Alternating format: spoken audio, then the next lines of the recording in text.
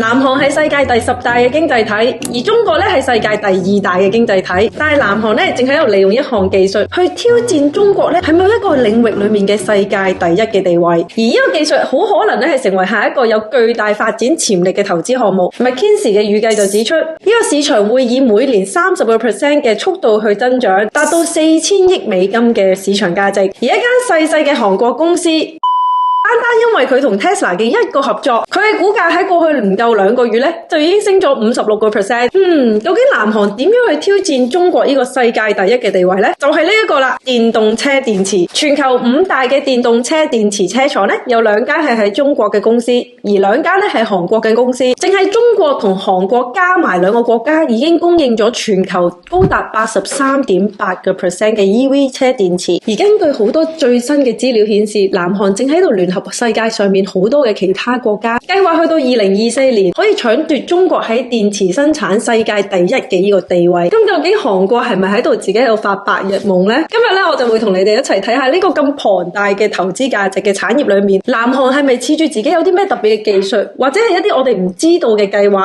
令佢有信心可以挑戰中國呢？所以我今日嘅分析咧，集中會喺呢4個部分。第一就係呢個電池科技上面，第二就係政府嘅政策上面，第3就係韓國同緊邊一啲嘅國家有啲計劃呢，第4就係呢個電池市場喺未來嘅走勢會點呢？睇完呢4個嘅重點分析，喺呢段影片嘅之後呢，你可能會揾到答案，究竟韓國可唔可以贏到中國呢？好，喺我開始之前呢，記得 click 翻個 like 啦，同埋訂閱。如果你對投資有興趣嘅話呢，我做咗呢個豬變成專業投資者嘅課程，裏面已經教咗估值啦、財務數據分析啦，同埋年報分析。有興趣呢，可以睇下面嘅連結啦。BTS、魷魚遊戲、Samsung、Blackpink、New Jeans、食播、護膚品。雖然呢啲種種嘅名詞咧就代表咗南韓嘅產品，但係南韓嘅產品咧遠遠唔止淨係呢幾樣。韓國曾經喺1950年代呢個朝鮮戰爭之後咧，係全世界最貧窮嘅國家之一。佢哋嘅土地唔大啦，幾乎冇可以用嘅自然資源。對於南韓嚟講，佢哋唯一可以依賴嘅資產咧就係佢哋嘅人民啦。南韓嘅經濟增長之所以被稱為呢個漢江奇蹟，主要係因為佢哋好清楚，要佢哋嘅經濟增長咧就要投資喺佢嘅人民上面，所以首要嘅任務咧就要提高佢哋嘅教育水平。喺朝鮮戰爭短短10年內咧，南韓嘅文盲率由78%咧大跌到去到4%。同一時間，南韓全力去擴大佢哋嘅出口能力，由簡單嘅產品開始，衫啊、鞋啊等等。但係隨住佢哋人民教育水平上升，南韓就開始專注喺其他嘅重工業同埋一啲咧複雜嘅高科技產品上面啦，好似電視啊、手提電話、半導體同埋車。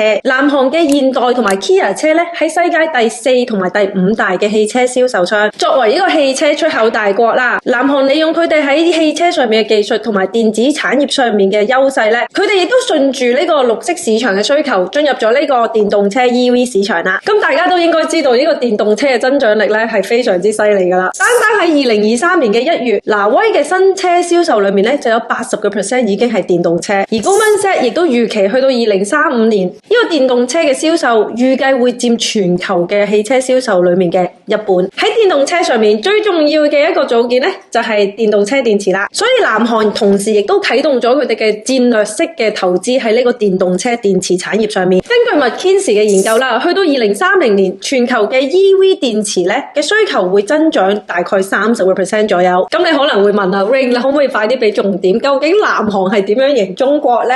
好，喺度咧就同你哋研究下呢個電池科技先。呢一個咧就係電池嘅組成組件啦，睇到都覺得好複雜同埋好悶，係咪？雖然呢個零件上面嘅學問好多，但係我自己作為車主啦，我第一時間就係諗到呢個問題。喂，我唔想咧，我揸100公里，然後架電動車咧就冇電，我又要趕住去叉電喎。咁究竟喺呢個續航里程即係 range 上面咧，南韓其實有冇一啲技術係比中國有更好嘅優勢咧？所以喺呢個咁複雜嘅電池零件上面咧，我會 focus 喺呢一個部分，就係正極啦。正極亦都係正正影響咗咧電池佢嘅成本同埋佢可行走嘅時間，即係 range。而呢兩點對我嚟講咧，喺電池嘅產業上面咧係尤其重要。所以喺呢度你要先明白中國同埋韓國嘅電池上面究竟有咩分別咧？電池嘅品種主要有2大類，而中國同韓國所主導嘅技術都唔同。第一個係 LFP， 即係鋰鐵磷酸鹽，唔好意思，有啲難讀。呢一個咧就係中國主導嘅技術。第二種即係 NCM， 即係鋰鎳鈷鉬酸鹽，讀咗3次先搞得掂。LFP 同埋 NCM 咧喺結構同埋化學組成咧都有唔同，所以亦都影響咗呢兩種電池喺唔同嘅情況之下咧佢哋嘅表現。呢度就係韓國 NCM 電池裏面嘅特點，而中國嘅 LFP 嘅電池咧嘅特點就係咁樣。但係呢度都要話一話俾大家知，韓國咧就唔係淨係做 NCM， 而中國咧亦都唔係淨係代表淨係做 LFP， 但係咧佢哋只係主導呢兩個類別，而佢哋主力咧就係生產呢兩種嘅電池。究竟係 LFP 好啲啊定係 NCM 好啲呢？老實講，因為佢哋嘅特性唔同，所以我唔可以淨係單單話NCM 係好啲或者係 LFP 好啲。但係我頭先都講咗啦，作為開車嘅人咧，對我嚟講，我在意嘅係 range。咁我點都唔可以每揸1個鐘咧就趕住去充電噶嘛。所以如果我哋淨係集中睇一個較長嘅續航里程嘅話，NCM 佢嘅優勢就係佢嘅能量密度咧，比起 LFP 嘅電池咧相對為高。所以喺相同嘅能量容量之下咧 ，LFP 嘅電池通常比 NCM 嘅電池重，而喺同等嘅重量嘅情況之下 ，LFP 嘅電池佢嘅續航里程咧，通常都會低於 NCM。除此之外 ，LFP 喺凍嘅地區嘅表現都唔係咁好，所以咧喺較凍嘅地區，好似歐洲啊、北美嘅話咧，喺地區上嘅需求性咧，都係有利 NCM 電池嘅。而 LFP 嘅安全性同埋循環壽命上面咧係好啲，我就認為咧 LFP 喺資源上面有較佳嘅分配啦。不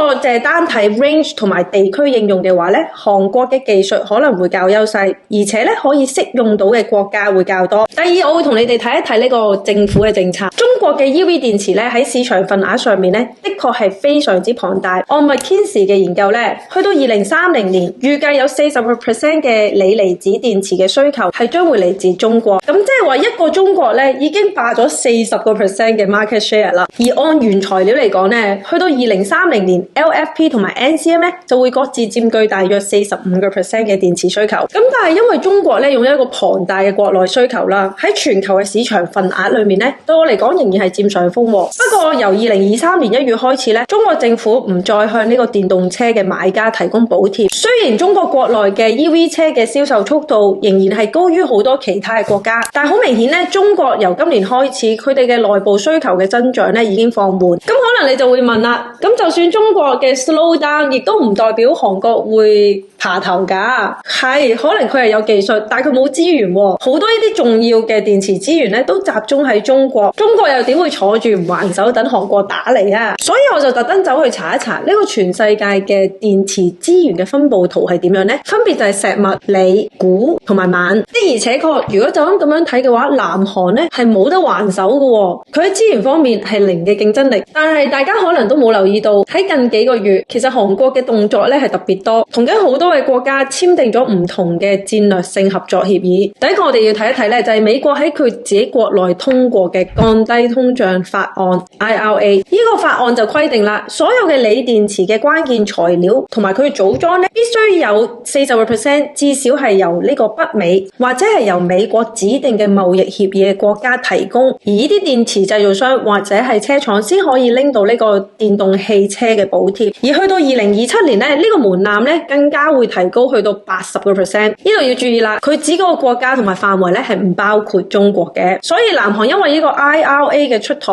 佢一直努力緊咧其他嘅主要嘅礦產嘅新供應商去減少對中國嘅高度依賴。終於佢就同地球另外一個電池原料出口大國澳洲簽訂咗呢個關鍵嘅礦產供應協議，去確保佢哋嘅電池生產嘅地位。唔講你哋可能都唔知喎，澳洲佔據咗好多重要嘅電池生產原材料，喺鋰上面咧係世界第一嘅出產國，佔緊49%。鈷同埋錳係世界第3嘅出產國，而鎳咧係排行世界第5嘅出口。另外一個韓國簽訂咗嘅戰略合作咧就係 MSP 啦 ，Mineral Security Partnership。美國同一啲國家咧已經宣布建立一個礦產安全伙伴嘅關係。美國同一啲國家為咗要建立一個礦產安全嘅伙伴關係咧，佢哋簽訂咗呢個 MSP。成個協議嘅目標就係要確保呢啲關鍵礦物嘅生產啦、加工同埋回收方面咧，都可以足夠支持到呢啲成員國嘅需求同埋佢哋嘅經濟發展效益。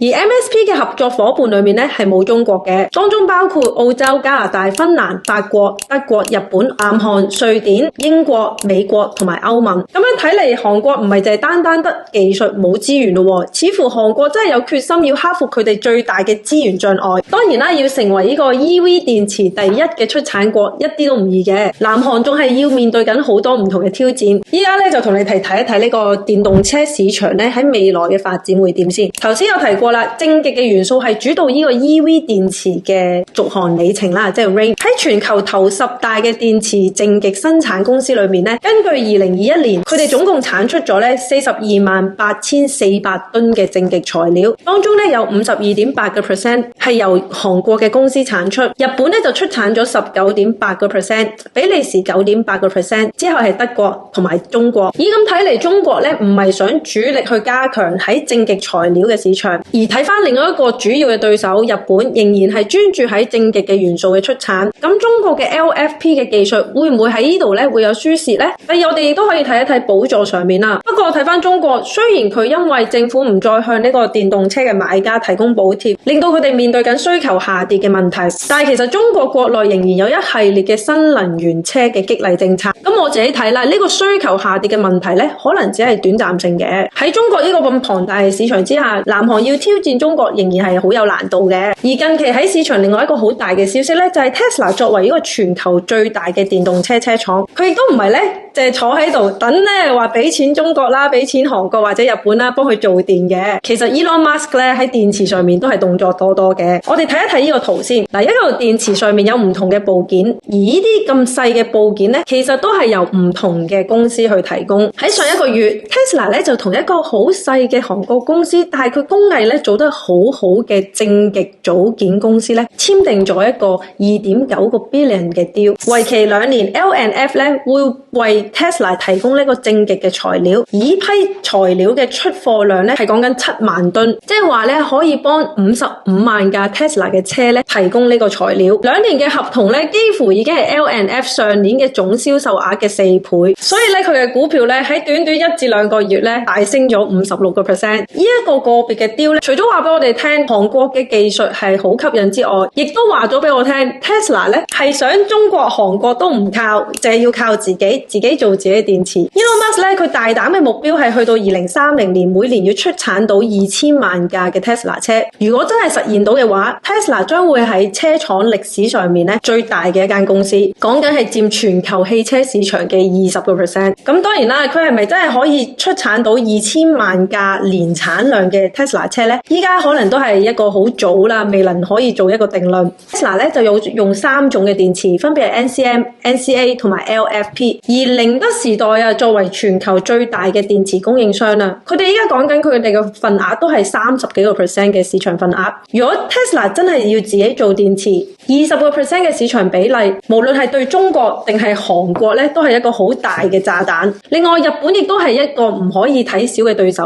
Panasonic 作為全球第4大嘅電池生產公司，亦都係 Tesla 嘅專屬電池製造供應商。日本嘅政府近年咧都力拼呢個電池市場，對於針對呢個電池工廠嘅投資人咧，會補助高達1/3嘅資金，同時亦都會支援咧對投資者喺佢哋減排二氧化碳裡面嘅技術嘅等等嘅研發。所以未來中國、韓國能唔能夠可以獨大咧，都係未知之數。日本會唔會喺未來都會挑戰中國同埋韓國呢2個國家嘅電池實力咧？我今次為咗做呢段影片咧，睇咗好多唔同電池產業裡面嘅公司嘅資料啦。對我嚟講，整個產業有一個極大嘅投資價值同埋增長潛力。當然啦，喺你投資之前，記得要自己做好功課啦。我呢度咧做咗一個豬豬課程，有教估值啦、年報啦同埋財報嘅分析。如果有興趣咧，可以睇翻下面嘅連結。咁根據成個電動車電池嘅組件咧，我喺呢度咧就揾到一個全球最頂級嘅電池生產商嘅名單。咁你可以俾你哋睇一睇啦。喺正極同埋負極嘅材料生產商裏面咧，有中國嘅寧德時代、韓國嘅 POSCO、日本嘅 Hitachi 同埋 Nippon， 仲有比利時嘅 Umicore 同埋德國嘅巴斯夫，仲有中國嘅比亞迪。喺電池電解質嘅生產商嚟講呢，